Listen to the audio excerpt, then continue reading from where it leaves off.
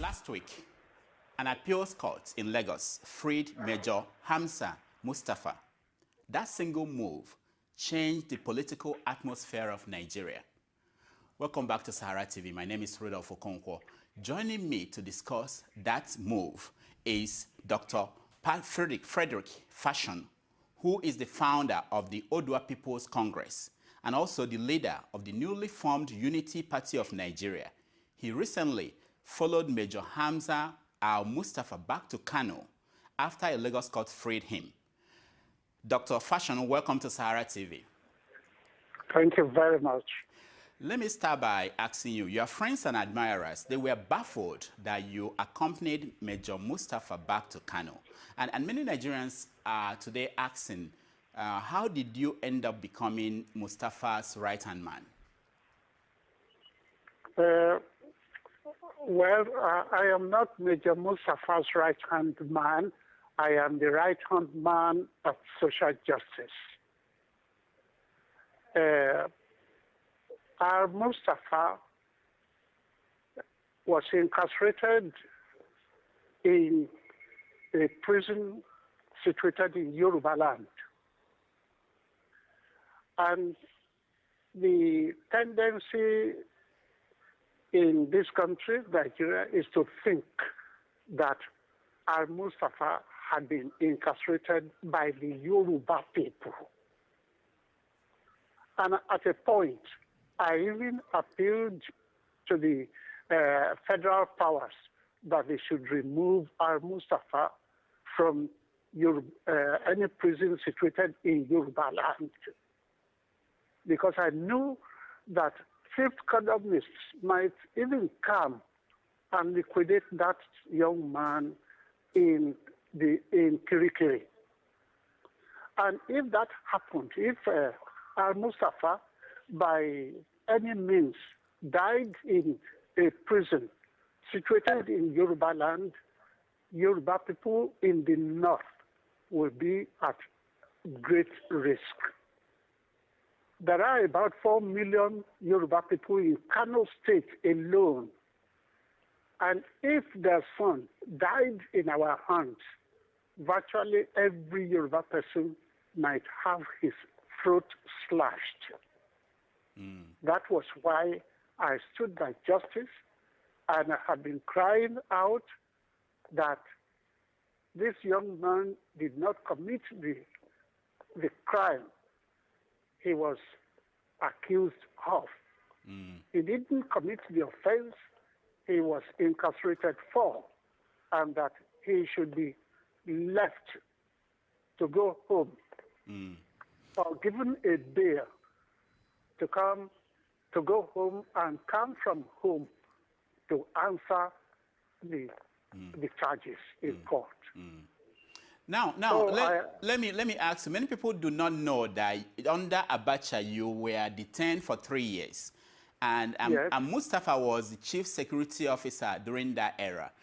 Are you saying, and we know there were many atrocities that were committed by the government, are you saying that he doesn't bear any responsibility for any of those atrocities? No, I'm not saying it. I'm not saying he didn't bear. He's not an angel. And Nigeria is not the land of angels anyway. So I'm not saying he didn't. Obviously, he would have, as a human being, he would have committed some of the offenses committed by the regime he served. But I'm saying this particular one, he did not commit it. In prosecution witnesses were arraigned against him. The prosecution witnesses, they gave their own testimony some time back, and they came back to court crying and sobbing that the testimony they gave, the evidence they gave against Mustapha was fake, that they were induced to give that evidence against him. And the inducement they stated, but when the powers that be failed in their own part of the bargain, the witnesses came back to court, open court, crying and weeping and sobbing that they had committed an offense against an innocent person. Now, if you remember that not just two prosecution witnesses were in court, where are the others? The others that owned up, even pulling the trigger, are now moving free all over the country. Now, doctor, let me, because I'm concerned about that. You said that there were special interests that wanted him hanged. Can you tell us who are these special interests? Oh, well, the powers that be. I know you can mention their names. Can you tell us? The powers that be. And I gave a press conference yesterday, and I made mention of certain names that wanted this man hanged. Now, the prosecution witnesses didn't have their own original evidence. The evidence was put together by security operatives, by people who were very high in the scheme of things in this country. And because the government failed to play their own part of the bargain, the people came back to court to spill the beans. Now, Doctor, you are talking to an international audience. I will ask if you can mention those names, because we were not at the press conference you gave yesterday. Who are these special interests? Well, the State Security Service was part. Even the Attorney General of the Federation at that time was there. The Attorney General and Commissioner of Justice of Lagos State was there. So what are they trying to protect? Why do they want him to die? What are they trying to protect? Only God knows what they were trying to protect. I think the international community should find out what they were trying to protect. There is a popular adage that it is better for 9 offenders to go scot-free rather than for an innocent person to be in jail. Innocent person. All right, Doctor, let me ask you. Mustapha's welcome back to Kano as a hero. Some people have described it as something similar to the return of Awolowo to the West after his time in prison in Calabar. Is Mustapha our Awolowo of our time? Do you think that is what he is? I have not gone that far, but I know that a lot of injustice have been done to that young man, and eventually he has not been found guilty.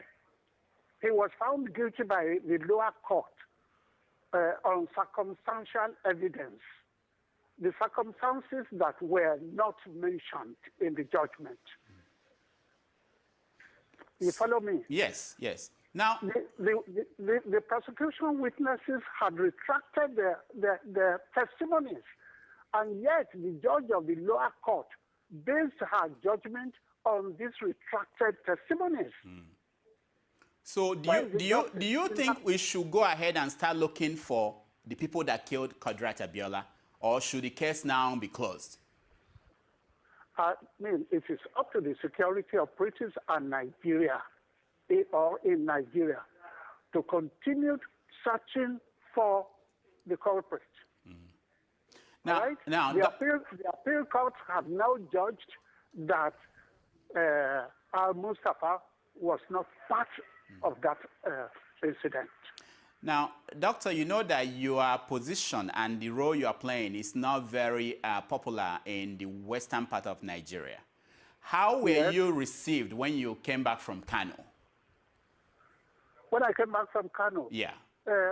Those who understood my line of argument welcomed me back and congratulated me.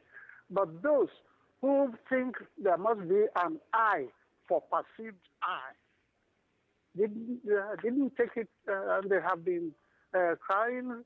They have been trying to tie me to this stake to set me on fire. Mm. Now, if you meet Abiola's children, what are you going to tell them? I will tell them that that Nigerians don't believe in an eye for an eye. An eye for an eye in Nigeria would leave Nigerians blind. Mm. Now, you are the leader of OPC, and during Obasanjo's time, you were actively demanding for the restructuring of Nigeria. Recently, in the last few years, it appears as if OPC seem to have accepted the way things are. Is that a right characterization of the position of OPC or the pulse of OPC now? OPC will stand for justice and with justice.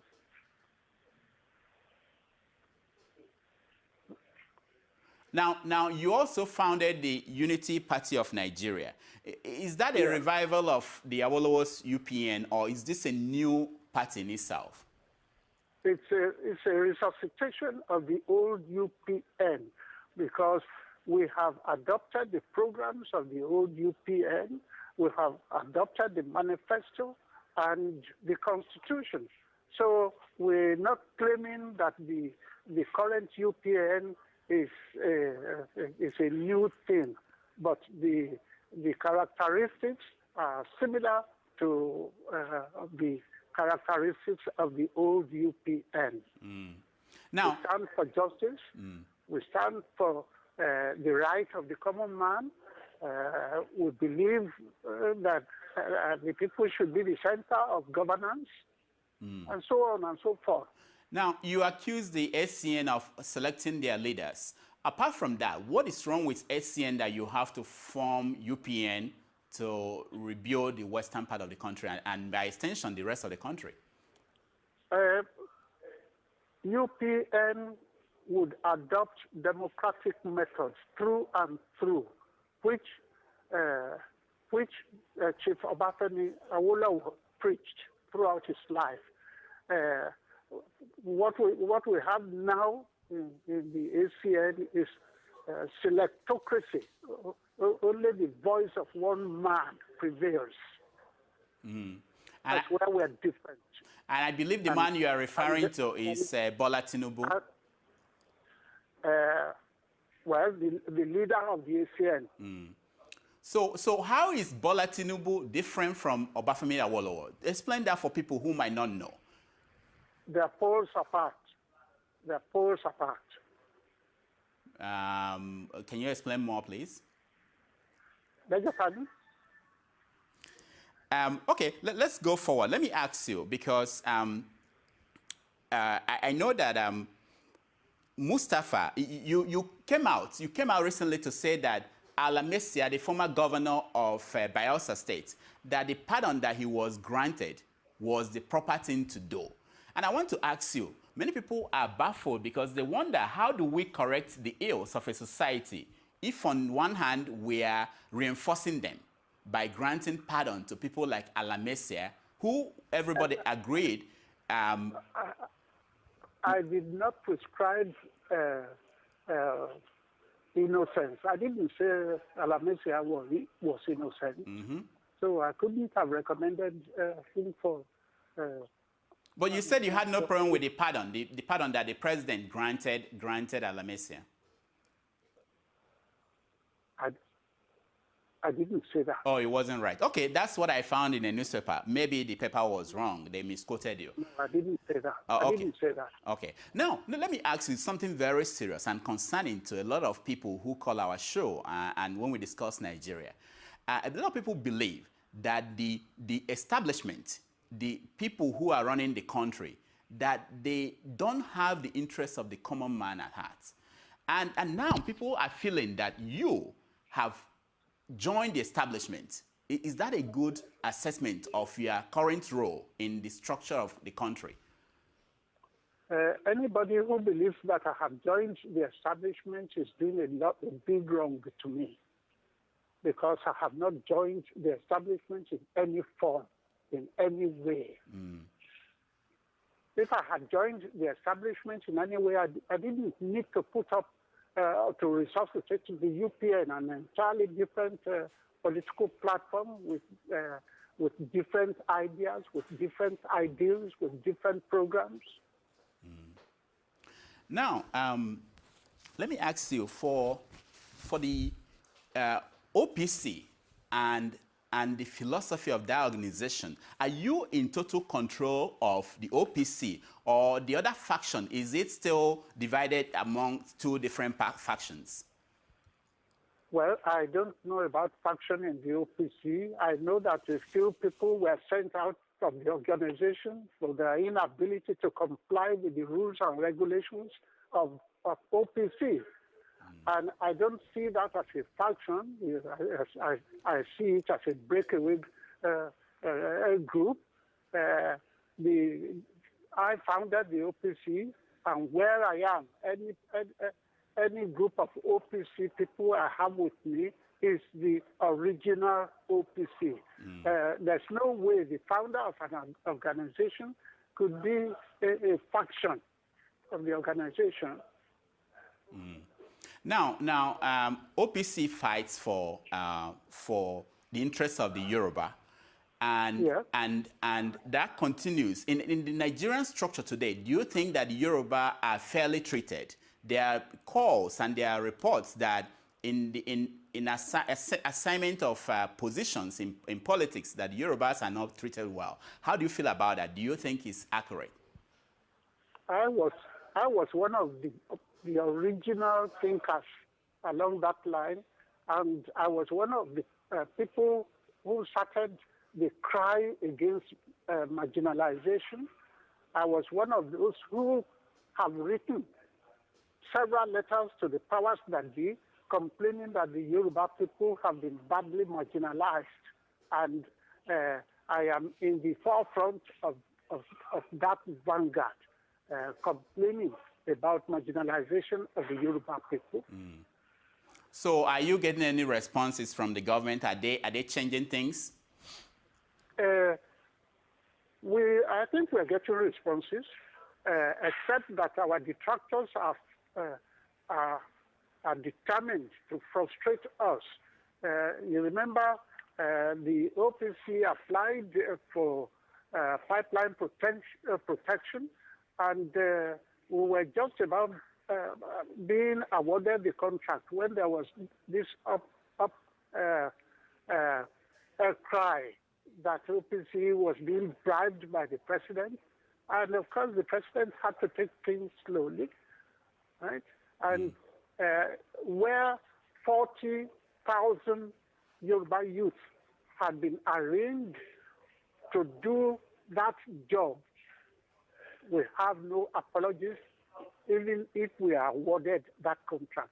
But up till now, we have not been awarded the contract because people cried foul.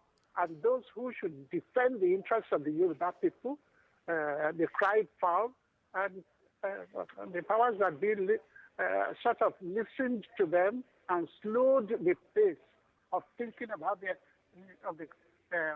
contract.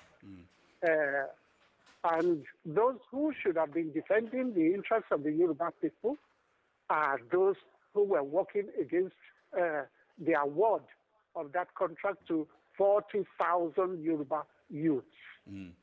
So are you getting any contract from the Lagos State government, for instance? We have never got a kobo worth of contract from Lagos State. Now, during Obasanjo's administration, you supported Obasanjo even though he was not a Democrat. We know he was a nuisance to democracy, and he didn't obey court orders. And now people are believing that you are supporting President Jonathan. Are you supporting at 78? Are you supporting any government in power, or you have really a special interest why you ally yourself with the government? I am not supporting anybody. All I am saying is that the Constitution, the existing Constitution of the country, should be complied with, no matter how imperfect that Constitution is. And the Constitution has stipulated that anybody who gets into the position of the president has the opportunity to recontest for a second term, and that's all I am saying. I am saying to Nigerians everywhere that we should comply with our Constitution. All right. What goes round freely will come round unrestrained. That's my position. There is a constitution, and every Nigerian should be allowed to enjoy his or her constitutional rights. If Jonathan had served one term and Nigerians vote for him a second time, why must we say he has no right to go a second term? That is my position. And I have also said that Nigerians too have the constitutional right to vote against him. He has his constitutional right to recontest. If Nigerians vote for him overwhelmingly and he's pronounced the president, of course, he has his rights to enjoy. Now, let me ask you. Constitutional right. Yeah. And I'm not going to deny any Nigerian. Let me ask you about this pipeline protection contract that you are going for. Is it the same thing as the kind of thing that the militants in the Niger Delta got from the government? Are you trying to position OPC the same way that the militants got rewarded with contracts? If there is necessity to protect the pipeline, to protect against pipeline vandalization in the southwest, it's simple logic that the security group that can do that protection is the Yoruba People's Congress, the OPC. The OPC has been involved in the protection of property in this part of the country for many, many years. So why can't we offer what we can offer and derive what we can derive? We're citizens of the country. We don't expect northerners to come and protect the pipeline in our part of the country. If South people are protecting the pipeline in their part of the country, the Easterners are protecting the pipeline in their part of the country, why should it be different for Yoruba youth in Yoruba land? Now, there's no way, the government will not be seen in a good light if they import security operatives from elsewhere to come and defend or protect pipelines in our own part of the country. Now, we're running out of time. Let me ask you, every now and then we hear people say that they should ban OPC, MASOB, and the Niger Delta groups. How do you respond to people who feel that organizations like the OPC is more like a nuisance to the country than a help to the country? I don't know who says OPC is a nuisance to the country. Only the Yoruba people can complain against OPC. And the Yoruba people, they are in love with OPC. OPC is providing security of life and property in the Yoruba part of the country. So only a negligible minority would complain against OPC, not the generality of the people of the Southwest. Recently, there is this news report that said that OPC members beat a man to death for stealing a phone in front of the man's mom. And I want to ask you, do you feel responsible for activities of OPC members across the western part of the country? I have said it, that those who could not comply with the rules and the regulations of the organization has since been booted out of the organization. That goes to say we have standard in OPC. And those who cannot keep the standard of the OPC have found their way out of the OPC, although the media keep saying OPC faction, OPC faction, OPC faction, instead of saying dissidents. So how would the media know the difference between your own OPC and the dissidents? In their activities. So when it's good, when it's good activity, it's likely to be your own, and when it's not good, it's the dissidents. Is that how they can differentiate? The security operatives also know who is at fault. They know the group that is antisocial. They know the contributions our OPC makes to security of life and property. Okay, one last question. I believe that people under your constituency mainly, they don't belong to the rich people who control most of Lagos. I want to get your assessment of how the governor of Lagos State, Fashola, has been doing, especially in the area of taking care of the poor in that state.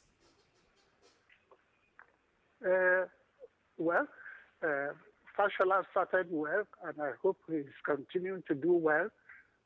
But there are still very, very poor people in this part of the country. And how are they faring under Fashola?